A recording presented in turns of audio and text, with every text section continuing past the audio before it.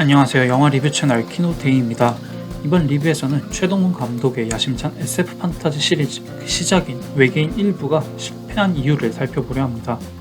2022년 현재 인간의 몸에 가두어진 외계인 제수의 탈옥을 막기 위해 지구에 상주 중인 로봇 가드와 썬더, 인간의 일에 관여하지 않는다는 원칙 하에서 이들은 지구의 여러 시간대에 죄수를 가둬두고 자동차와 비행선으로 변신할 수 있는 썬더를 통해 시간여행을 하며 죄수들을 감시합니다. 그러던 어느 날 고려시대 말로 이동해 탈옥한 죄수를 검거한 가드와 썬더는 의도치 않게 인간의 아기를 현재로 데려와 키우기 시작하죠. 한편 고려말 도사 무륵은 현상금을 받기 위해 신검을 찾으러 나서다가 요괴를 만나고 마찬가지로 신검을 찾는 이안과 속고속에는 쟁탈전을 벌입니다. 두 신선 흑설과 청운도 마찬가지로 요괴의 존재를 감지하고 신검을 쫓는 가운데 일본의 수장 자장도사도 신검 쟁탈전에 가담합니다. SF와 판타지의 만남을 보여주는 영화 외계인 1부는 범죄의 재구성부터 타짜, 전우치, 도둑들 암살에 이르기까지 흥행 불패를 이어온 최동훈 감독의 7년 만의 신작입니다. 류준열, 김우빈, 김태희, 소지섭, 염정아, 조우진, 김희성, 이한희 등의 스타 배우들이 총 집합했고 387일이라는 한국 역사상 최장 프로덕션 기간을 자랑하죠. 승리호처럼 한국형 SF를 표방한 것이나 올 여름 격돌할 이른바 한국영화 빅4 중 첫 번째이기에 기대가 더 컸습니다. 그러나 안타깝게도 외계인 1부는 실망스럽습니다. 여러 이유를 꼽을 수 있는데요. 과거와 현재로 오가는 영화의 초점은 산만하고 감독의 장점인 하이스트 장르의 특징이 발현되려는 찰나에 리듬감이 툭툭 끊기는 느낌도 듭니다. 배우들이 열연에도 불구하고 일부를 제외하면 캐릭터들의 매력도 크게 느껴지지 않습니다. 그 중에서도 결정적인 이유가 있죠. 외계인은 감독의 전작이자 한국형 히어로 또는 무협 판타지 영화인 전우치의 확장판이라 할 수 있는데 바로 이 지점에서 SF와 판타지라는 상이한 장르적 특성을 미처 고려하지 못한 듯 보이기 때문입니다. 우선 외계인 1부는 여러 측면에서 전우치와의 유사성을 보여줍니다. 도사 무륵의 첫 등장은 모의고사 지문으로도 등장했던 전우치의 등장신을 오마주하며 과거에서 현재로 이동한 전우치처럼 외계인 1부도 시간여행을 펼치죠. 두 신선 흑설과 청운이 코미디를 도맡는 것은 신선 3인방을 연상시키고 고양이로 변신하는 좌왕과 우왕은 유해진이 연기했던 초랭이를 보는 듯합니다. 아직 완성되지 않은 도사가 등장해 여러 시련 끝에 스승이 알려주지 않은 비기를 득도한다는 전개도 전우치의 성장 서사와 정확히 일치하고요. 사람의 모습을 한 채 숨어 지내며 피리를 노리던 요괴, 허담처럼 외계인이 사람의 모습을 취한 채 신검을 쫓는 것 역시 공통점입니다. 이는 바꿔 말해 외계인 1부가 제목에서부터 강조하고 있는 외계인의 존재는 전우치를 더 큰 세계관으로 확장시키기 위한 핵심 도구라는 의미이기도 합니다. 전우치가 일방향적으로 과거에서 현재로 이동하는데 그쳤으니 영화는 더 많은 도사와 더 복잡한 시간 여행기를 보여주려 하죠. 그렇다고 이미 한 차례 활용한 빌런인 요괴를 등장시킬 수는 없기에 전혀 다른 존재인 외계인을 등장시켜 현재와 과거를 자유로이 넘나들고 세계관을 키웁니다. 그래서 외계인은 철저히 수단적으로 활용되죠. 외계인 캐릭터는 생동감이나 입체감을 부여받지 못합니다. 그들의 존재는 위기를 자아내고 시간여행의 문을 열어서 사건의 발단을 만드는 것으로 활용가치가 충분하기 때문이죠.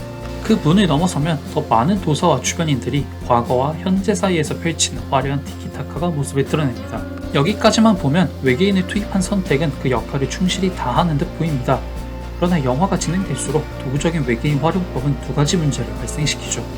하나는 무색무취한 외계인의 등장은 결국 SF 장르의 스펙터클이라는 외피만 취하는 것과 다르지 않고 이로 인해 SF와 판타지라는 장르 사이에서 영화가 좀처럼 균형점을 찾지 못한다는 점입니다.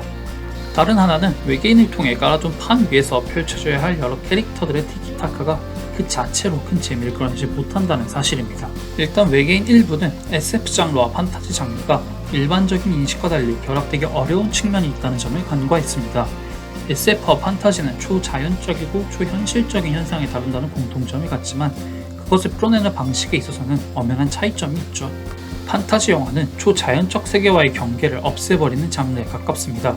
이 세계의 것이 아니라서 이해하기 어려운 마법과 같은 현상을 있는 그대로 수용하는 태도를 취하죠.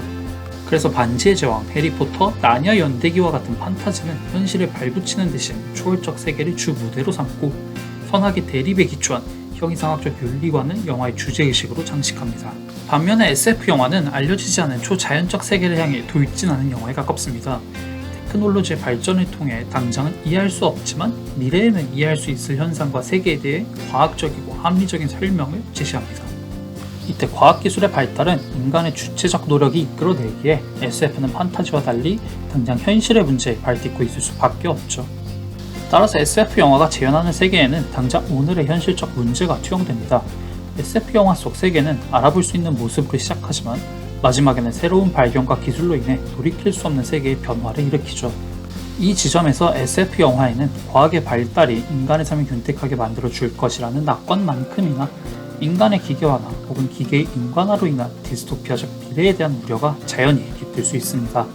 그래서 SF 영화를 관통하는 가장 큰 주제는 과학과 관련된 사회 제도나 구조와 관련이 깊을 수밖에 없습니다.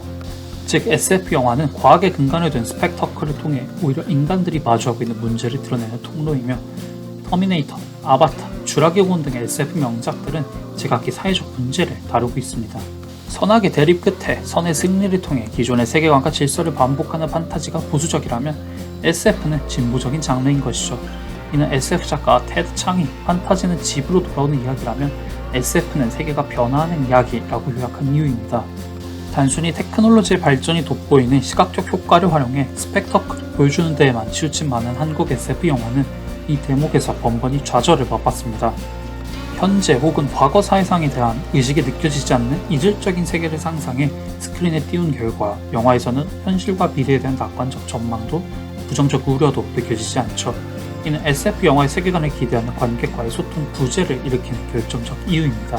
뒤집어 말하면 한국 사회에 대한 비판적 시선이 담긴 봉준호 감독의 괴물이나 환경오염과 기후변화로 인한 미래상을 그려낸 설국열차와 넷플릭스의 승리호가 나름대로의 성과를 거둘 수 있었던 원동력이기도 하죠. 외계인 일부는 익숙한 실수를 반복합니다.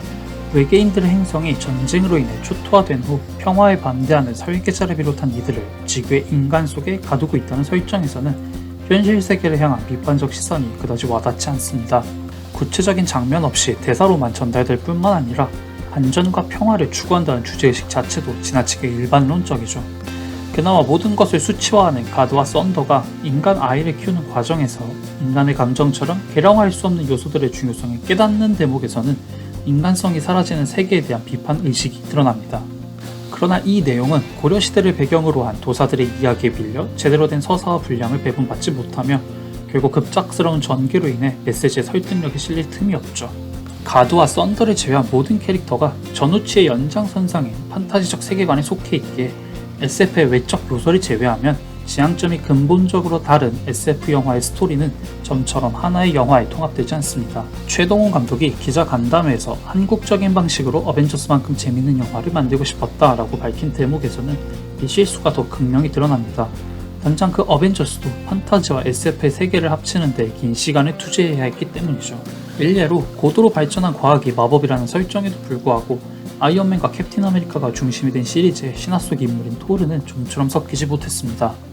토르 시리즈의 1편과 2편은 판타지도 SF도 아니라는 혹평을 들었고 배경을 완전한 외계행성으로 바꾼 3편부터 세계관에 녹아들 수 있었죠. 그렇기에 외계인 일부도 단순히 기능적으로 SF를 소비하는 것이 아니라 판타지와의 만남을 통해 새로운 이정표를 목표로 했다면 더 많은 준비가 있어야 했습니다. 판타지와 SF 세계를 구축하기 위해 필요한 이야기를 충분히 전개할 수 있는 구조와 구성, 시리즈의 편수와 영화가 아닌 넷플릭스 시리즈와 같은 배급 방식에 이르기까지 더 많이 고민할 필요가 있었던 것입니다. 다만 이는 최동훈 감독이기에 남는 아쉬움이기도 합니다. 불안정한 세계관에서 이야기를 끌고 나가려면 어려움이 있을 수밖에 없지만 역으로 있는 최동훈 감독의 특기였기 때문이죠. 그의 영화들은 자세한 설정과 배경 설명, 구체적인 세계관을 토대로 관객을 끌어들이지 않습니다. 한눈에 들어오는 특출난 캐릭터들 그리고 그들의 입에서 관객의 귀로 곧장 꽂히는 매력적인 대사들로 무장하죠. 관객의 눈과 귀를 현혹해 부족한 점을 가리고 러닝타임 내내 최동훈 감독의 시나리오를 따라 영화를 즐길 수 있게 합니다. 그래서 유달리 최동훈 감독의 작품은 명대사와 기억에 남는 캐릭터가 많습니다.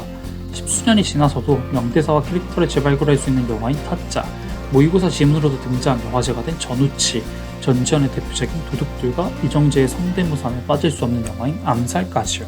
외계인 일부에서는 이러한 매력이 두드러지지 않습니다. 부실한 세계관의 허점을 눈 감고 넘어갈 수 있는 매력적인 포인트가 없죠. 물론 고려시대를 배경으로 한 도사들의 이야기는 나름대로 인물들의 매력을 어필합니다. 흑설과 청운의 콤비는 등장인물들 중 가장 고타율의 유머를 자랑하죠.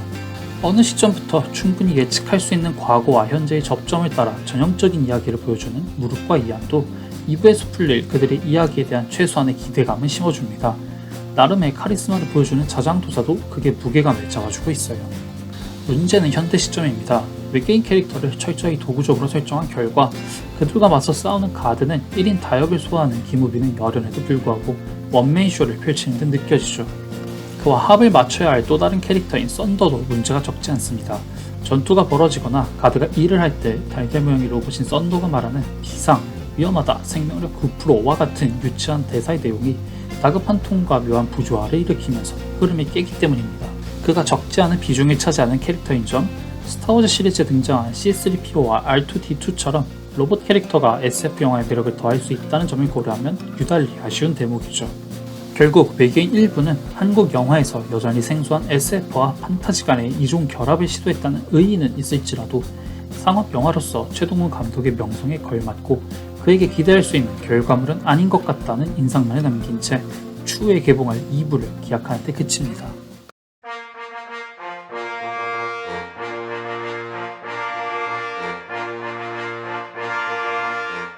더 많은 영화 리뷰는 아래 링크에 브런치, 키노라이츠, 오마이뉴스, 네이버 블로그, 카카오 뷰를 통해 보실 수 있으니 많이 이용해주세요.